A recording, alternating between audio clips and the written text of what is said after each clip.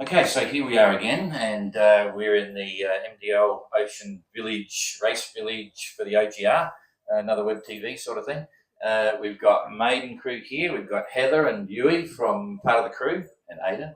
Morning, Aida. Morning, Noel. Hello, everybody. And we have public today. Absolutely, it's Saturday, the weekend. We can see the rain stop. Yeah, and it's not raining. That's even better. So hopefully we get more troops down here later on. So all good. We had a fun time last night.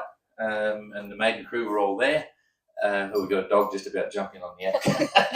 So, you want to be a part of this. Yeah. So just to get the logistics right, and I think everyone knows the Maiden story. I don't know where you'd be in the world if you hadn't heard about the Maiden story and Tracy's efforts in the original Whitbread race, being the first all-women crew to go around. And here's the boat with a whole new team. You know, Tracy's in the background. We've got a new skipper, Heather, and how many girls are actually sailing on the boat? Yeah. So we have a crew of 13, but only 12 will be sailing at one time. Okay. So yeah, that's quite a few anyway, and you look very organised. That's good to see. Yes, and it's I think you'd have one of the most global. You forgot to ask the first question. Oh, sorry. I'm in trouble already. You're right. Okay, I better not steal the thunder. So I'll hand over to Aida. I get absorbed. As my English is not very good, I have to fight this guy. He can ask some questions, but Tracy give us the good examples. So many years ago in '99. So I'll do the same. Don't girl power. Go for it. No, it's just a joke because Don mentioned last night. It was amazing to see you all there and see Tracy. And for me, it was too young during the first Whitbread. It was a really emotional moment. And I was wondering, Heather, when I watched you last night, how much pressure that put on you as a skipper today of Maiden? That's a good question. I don't think with it being Maiden it's pressure. I think with representing women from around the world, I think that's where the pressure comes from, because it's very important that the young girls watching us see a really good example of a harmonious, amazing, hardworking, determined team, and I think that's where the pressure comes from. We need to really show women what women can do. Yeah, to me it's really obvious when we're at the boat and we're watching. In fact, we've got to be careful what I say here, because it's a term of affection. I'm going to be in real trouble with this one. It's a term, get this, for an Aussie, it's a term of affection when I say you guys. You know what I mean? There's no disrespect. So if I say it, drop it by accident, I'm sorry. You guys is fine. Yeah. That's right. But you really are quite an amazing group of people. You're always smiling, you're always happy, everyone's working. And you see it's just a real international mix. It's a physical mix of ages and stuff. I mean, generally it's young, but and skill set. I know a bit about your background. I know how you selected the crew. In terms of the geography issues, which is fantastic. Having so many sort of unusual countries that normally sailing isn't together. But how do you mix the sailing skills? How do you bring that into the effect of sailing around the world? Huge challenge that many sailors would look at, say, "Oh, not for me." And yet you've done the whole package. How did you get the sailing skills up? Well, I think when we selected the crew, we first of all, Tracy told me we were going to do the race about 6 months ago when we were in South Africa, and that's when she asked me to be the skipper of the boat. So from South Africa back to the UK, we split the up into 3 legs, and we trialled crew from all around the world, women from various different places, and from that bunch of women we then selected a crew together, and I think for us it was extremely important to not just select crew for their experience and their sailing knowledge, because you can have the best sailors in the world, but if they're arguing with each other then they're not focusing on sailing. So the personality and the hard work, and I feel like we chose women who really embody what it is to be a maiden, what it is to show the world what we're doing and how amazing women are. And I think that's more important, because a happy boat is a fast boat. If you're arguing with each other, you're not going to focus on the sailing. And I think we're very lucky to have an extremely supportive team that encourage each other and empower each other to learn more and get better, and that's, I think, how you get a fast boat. Yeah, but there you go again, mentioning speed. I know you're out to win. It's very, very impressive. Tracy's obviously proud. So, Yui, normally you wouldn't be involved with sailing. I have no idea about your sailing background or your life background, where your home environment is, what you've been doing before you became involved with Maiden. Can you give us a bit of a brief on that, how you came from that to this? Okay. My name is Boisile, and I'm from South Africa. I come from a village called Imkageni, but I moved to Durban because I lost both of my parents at a very young age, so I had to move and live with my relatives back in Durban. So I was introduced to sailing through high school. There was this new subject that was introduced to us, of which was nautical science. Nautical science is about the ships, the ocean, and we'll study about that under books like theory parts. So my nautical teacher, together with the Sailing Foundation from Durban, which is called Sail Africa, they organized a taste of sailing for us as a practical, because we only learn in school like with theory, we're doing charting and everything. We've never like seen like big ships like in real life. So we went to the harbor and they told us about the safety and see how to the life jackets keep you safe when you get on the boat. So we got on the boat and we sailed, and the boat was heeling, and there was a big wind, and it was so nice. At that time, we couldn't even swim, and instead of being scared of the water, since we were taught about the safety on the boat, it was nice for us. And each and every day, we were looking forward to go to the harbor and sail. And then after that, I couldn't qualify to go to varsity due to financial issues, but that didn't stop me from doing what I love. I went back to the foundation and asked to sail again, and they gave me a chance to come maybe like once a week to help out on the club. And then as from there, each and every opportunity that I was given at the club, I did work hard and try to do my best, and they started to notice me and put me on Wednesday nights sailing as a crew, and after that they started to put me on the racing team, and I did some regattas. So I've been sailing on a small boats like the Things and the L26. The biggest boat that I've sailed on in Durban was an L34, whereby in 2021 I was given an opportunity to participate in an ocean race within South Africa, which is called Vasco da Gama. We were the all black team in 50 years since the race started to do the race. We came first on our class, and we came second overall. So after that, operation director from the Sailing Foundation, they gave me an application for a British boat. It's an all-female crew, and she said, since you did well on the previous race, you might want to give it a try with this one. I'm like, oh, okay. I did, I did that, and not knowing that Maiden is an iconic boat, I only did my research after I've applied with Maiden. And I was like, oh my God, I don't stand a chance to be in this boat. I'm just a girl from South Africa. Maybe they want some people with big qualification and everything. It took me to a surprise that I was one of the two girls who got selected to join Maiden when she was in Senegal, in Dakar. I ended up sailing her from Senegal to Cape Town. And then after that, we had a break. I received an email from Tracy asking me if I could join Maiden to deliver Maiden from Cape Town to the UK. And that was my trial on Maiden. And after that, I was selected to do the Wow. HR. That's a very cool answer. And I've got to say, it's not at all what I expected.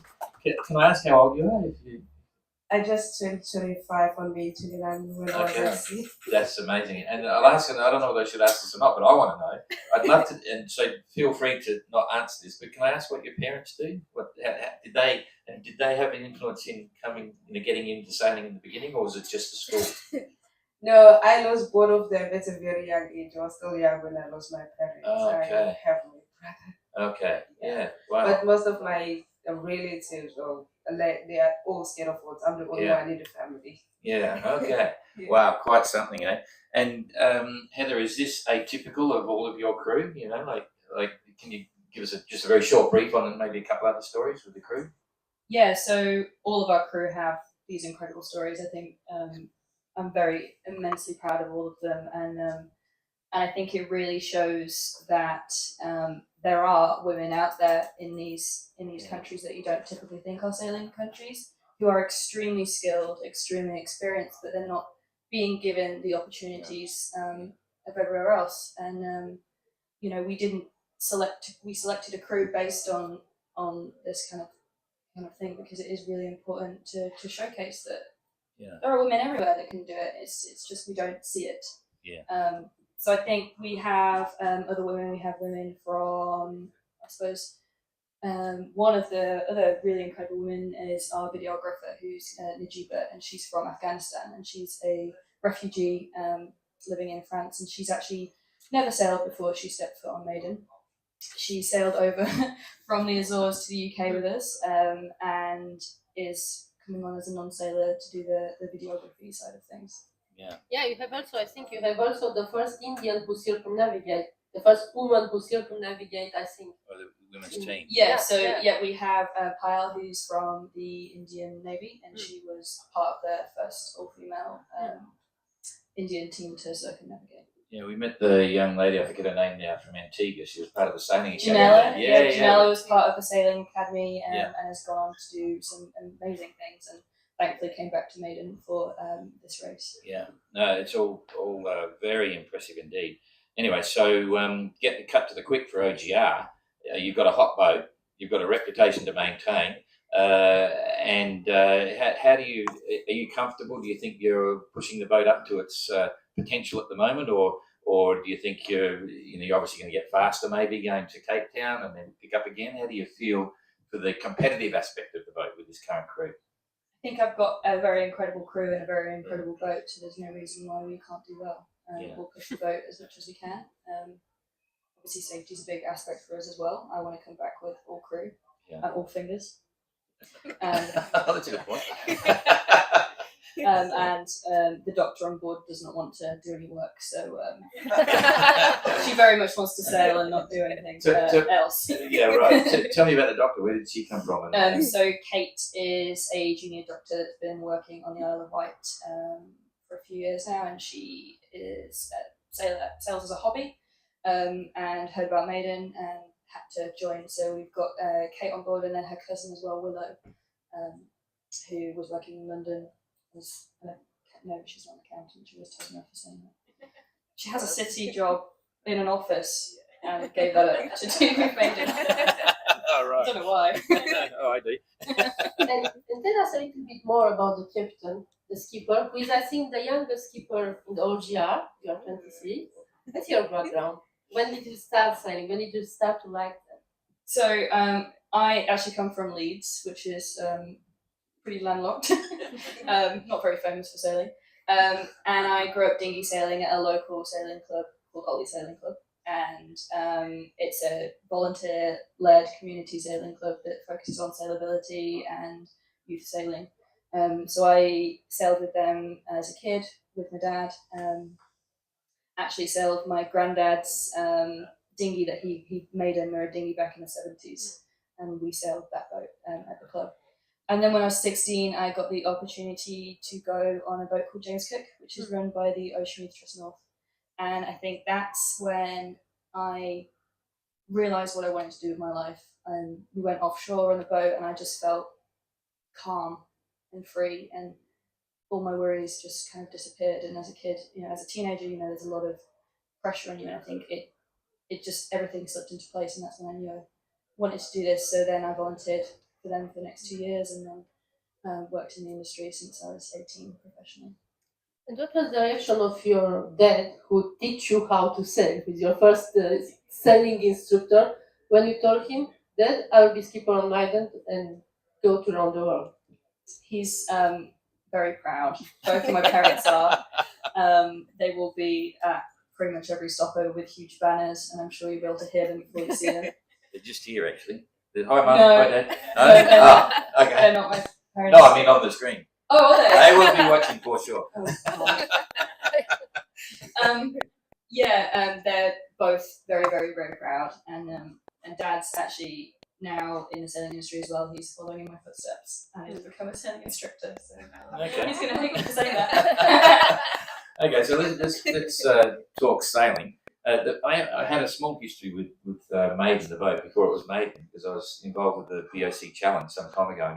In '86, the South African Bertie Reid sailed the boat in the VOC Challenge, solo around the world, and then Tracy picked it up from there and then did the whipwreck. Tell us what your impression is of the boat. You know, like it's a pretty interesting looking boat, especially it was way ahead of its time. I mean, it was a line on us type boat. But what do you feel about the boat and ease of handling and performance, things like that? Yeah, I mean, she is a pretty incredible boat to sail. Actually, this morning I went for coffee up the road, and I bumped into one of the previous skippers of the boat back in 2000, and he was saying she's just the best boat I've ever sailed. She's just got so much connection to the water. She's got so much. She just has a thing about her, Maiden. And when you sail on her, you'll realise just how special she is. Yeah, very powerful. So your choices, interested in what sort of watch system you're running on the boat and what sort of food, you know, what's the process? Is it wet food or freeze dried or what's happening? So we are eating freeze dried, purely to fuel the crew. We need the best food, and it's nutritionally balanced. It's exactly what you need in that little packet, and it's always warm because you make it individually each time. So that's always important.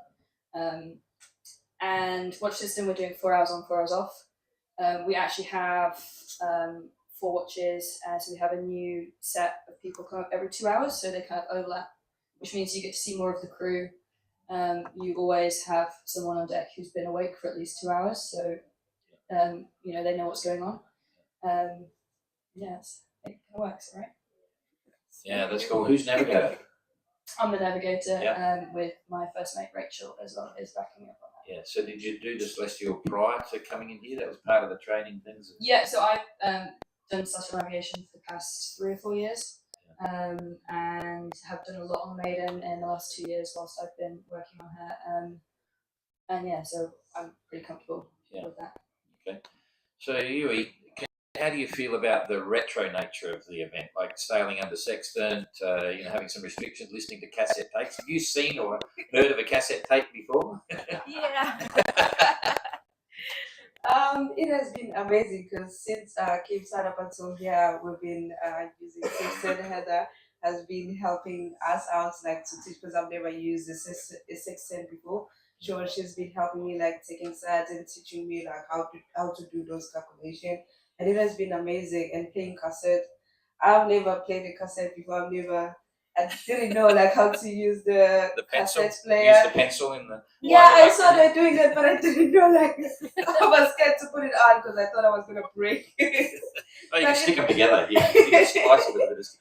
Yeah, and they made a special cassette for me on my birthday because I spent my birthday while we were singing. And it has been amazing because you get to escape from the real world and kind of connect with the nature because there are no digital music, not all the stuff that we have on land. You don't check the weather on your cell phone. You have to start at a cloud. Like it's beautiful. It's amazing. Like starting the clouds, the sky is so beautiful, the sunset, like everything. I did enjoy it, and I'm looking forward to several around the world. Yeah, cool. Listen, you raise a lot of money for women's education issues around the world, but you've got an amazing sponsor. I don't know much about them, but DP World really have been behind Tracy with this one for some time. I'm going to ask some questions you may not want to answer, but I'm really interested in the logistics of what's going on. Like you've got all the girls here and things. So are they staying in a crew house or are they living on board? And how does that relate when you're in ports and things like that? Yes, so we have. The boat's been in Hamburg for the last 2 months, I think. So we do have a crew house in Hamburg. That we're living. Yeah. Okay, and how does it work? And as I say, I'm just interested, so I figure other people might be interested. So you come on board. I'm assuming you get the use of weather gear, and safety gear, and things like that. But do you have to find other spending money or something, things like that, to little bits, or you get $20 a week or something like that to help you along the way, which is obviously coming from DP So World.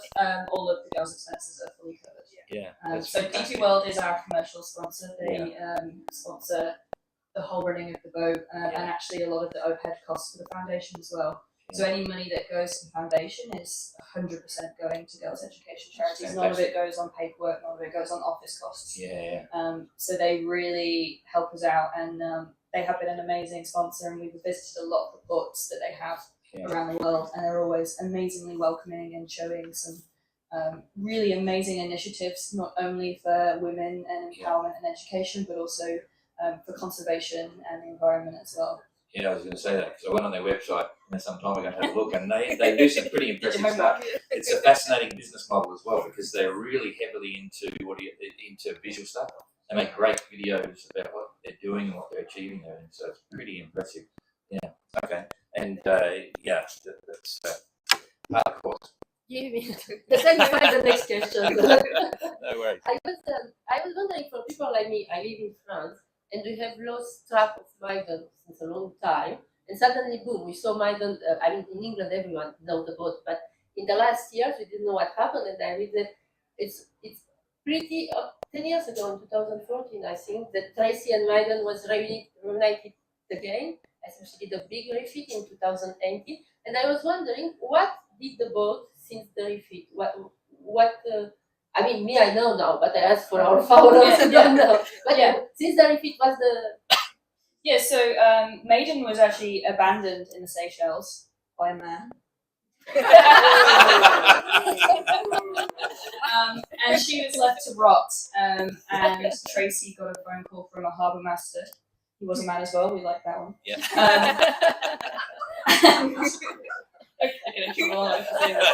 Don't worry, I've got a couple of questions coming. And so Tracy got a phone call saying, this is your boat. If you rescue it and pay off its debt, you can have it, but it's going to be sunk otherwise. So obviously Tracy could not even think of her baby being put into a harbour and sunk. So the whole the 89 crew got together and crowdfunded to get the boat back to the UK and did a huge refit, which was helped by Princess Haya, who was the daughter of King Hussein, the original sponsor of the 89 race. So it's the same family. The father helped Tracy to... Yeah, so Princess Haya helped with the refit in 2016 to get the boat back and sailing, and then after that she's been doing world tours. So she's been sailing around the world and promoting women's education charities, raising a lot of money, also taking apprentices on board, taking mile builder women on board and trying to teach them as much as possible and give women the offshore miles, because it's pretty difficult to get into offshore sailing, especially if you're female. So it's giving women the skills and the knowledge and that supportive environment that an all-female team brings. Yeah, okay, I'm a guy. I can ask another one. Yeah. It's interesting because when we were coming up with the concept of the OGR, it was very straightforward for me. We had to have mixed gender crews and obviously make a special case of historical significance. But when we did that, we got it from of women's movements, right? We had one group of women, this was all public debates and stuff. One group of women said, how dare you demand, mixed gender crews? The women don't need that. They'll stand up in their own right. They can get on board any boat. Then we had the other side saying, that's pretty cool, but we don't need it. This is the one supporting. We don't need to be selected and have special occasions, things like that. How do you feel? And I was quite adamant we're going to have mixed gender crew because I know that there's some boats that probably wouldn't have women on it if we hadn't have requested that. How do you feel on that subject? Should we or shouldn't we say that it needs to be a mixed gender crew? I feel pretty sad that in 2023 we have to specify it has to be mixed gender, and I feel pretty sad that I've heard stories and actually have personally experienced this in the industry where people just don't want women on boats still.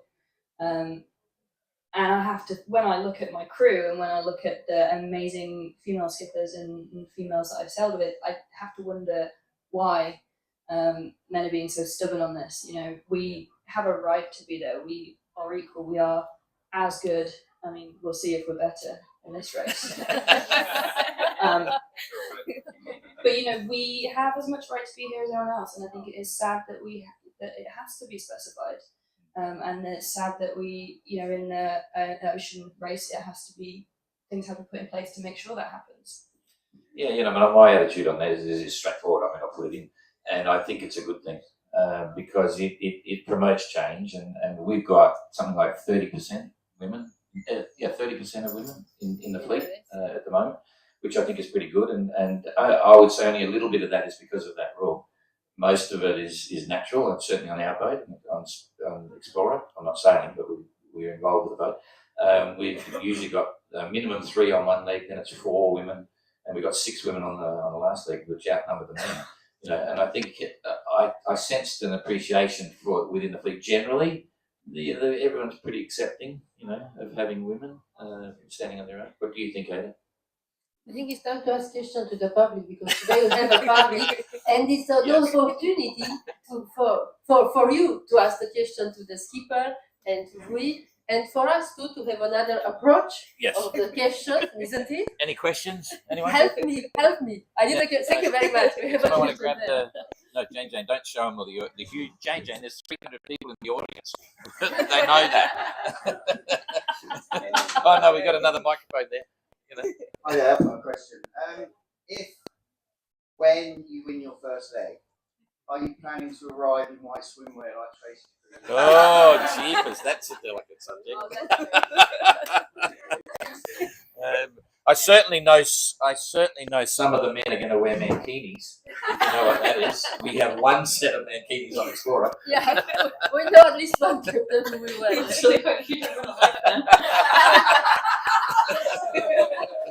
It's not me. I'm not going to confirm or deny. I'm not going to say anything. So let's watch this boat to see. The answer. Yeah, you have to watch it really closely to see if that happens. Yeah. Okay. All right. So, is there anything that you'd like to get across while we've got a bit of an audience? Anything you'd like to say, Erie, or anything? No. No. Okay. All looking good. All right. So I think things are very exciting. We're really, really happy to have Maiden in the fleet, I've got to tell you. And it's going to be very interesting watching the competition, because I'm not a racing guy. I'm a compass and knife guy on a boat, but I've got no idea really what's going to happen between Maiden and Penjuic and the Spirit Equipped and so on. It's going to be really interesting to watch. The whole fleet is, of course, but there's some issues going on there. There's some friendly competition, all over the fleet, I suppose. So it'll be a lot of fun. All right, I think we're just about ready to go. We've got another one coming up in a minute. So land in the next 15 minutes, I think, with another woman skipper in the OGR. It's not a choice. I think it was this way. So Marita Barry will join us in a few minutes. Yep. Thank you very much. Thank you very much for this today, and for your smile on the pontoon every day. This boat is just big smile, and it's very good to watch. And that makes that feeling of the OGR we started here in Southampton 50 years after the first big wet, and it's a beautiful feeling. Yeah. Thanks. I forgot. Thanks to you for the idea also. Oh, it's okay. It's okay. I forgot to mention our teddy bear here. You know you're getting a bear? This is a Citroen bear. Another one. Another one. We actually have Betty, who is one of the original members of the crew in the 89 race, Cool. Betty Bear, and she's going to be racing around with us as well. Okay. One Well, of those everyone's going to get a Citroen bear. That's our designated charity. Save a friend for Betty. Yeah, exactly. We might get a whole family. It's another girl. Oh, don't go there. That's the first one. And then, I can always stick my foot in. Anyway, we should do this. We never do this. This will be the first time we've ever done it for OGR. Please like, subscribe, and share. Because I'm watching Facebook, and there's only about 30% of the people that are getting engaged with emotions have actually liked the site. We need the numbers to start to push through now. We're getting close to the start. I know they will. We'll have a lot of following. But if you're watching this on YouTube, please subscribe. If you're watching on Facebook, please like. That's it.